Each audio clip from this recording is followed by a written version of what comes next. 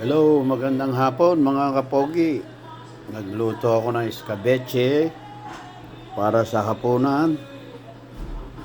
Yan, muna at saka sager. Muna at saka sager. Parang masarap.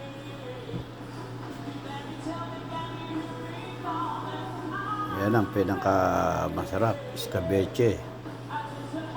Kahit piprito mo yung isda, tapos igigisa mo yung bawang sibuyas, luya, at saka carrots.